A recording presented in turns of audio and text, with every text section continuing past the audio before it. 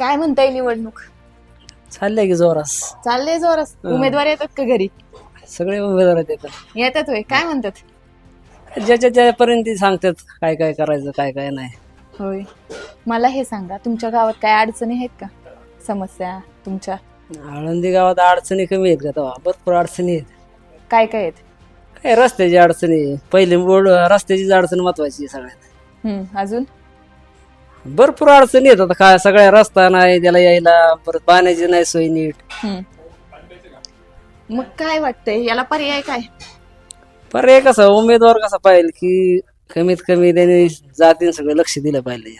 आहे का असा उमेदवार मग उभं राहिलेल्यांपैकी आहे ना कोण युवराज काकडे. काय करतात ते काय तुम्ही आता बोलवलं तर एवढ्यात सगळं काम सोडून येते इथं काय अडचण आली तर. एवढा हक्काचे आहेत का हा आता जर फोन केला तरी काय अडचण आली तर तुरंत पोचते इथपर्यंत आता लगेच. करतात काम ते निम्म्या रात्री काम करतात दिवसात त्या सोडून. काय काम केले त्यांना दवाखान्याचे असो काय काही अडचणी होते तिथे हजर होणार माणूस. होय हे काय बाकीचे उमेदवार तात्पुरते येतील पैशाचा बाजार करून जातील त्याचा उपयोग नाही. माणूस कसा पाहिजे की हक्काने त्याच्याबरोबर आपण मदत मागितली पाहिजे ती मिळली पाहिजे आपल्याला. देवदर्शनला गेलते का तुम्ही नाही नाही गेले नाही का नाही गेले देवदर्शन काय ते 2 दिवसाचं देवदर्शन आहे त्याचा काय उपयोग आहे का.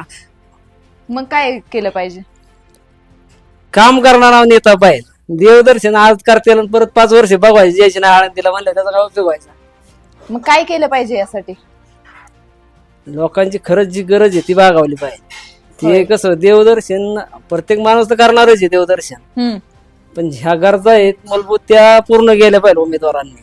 मग काय वाटतंय कुणावर विश्वास आहे कोण करेल ह्या तुमच्या सगळ्या गरजा पूर्ण सगळ्या गरजा योगेश नाना काकडेच करू शकतात त्याच्यापेक्षा दुसरं कोण करू शकत नाही. विश्वास आहे हा युवराज नाना काकडे विश्वास आहे तुम्हाला 100%.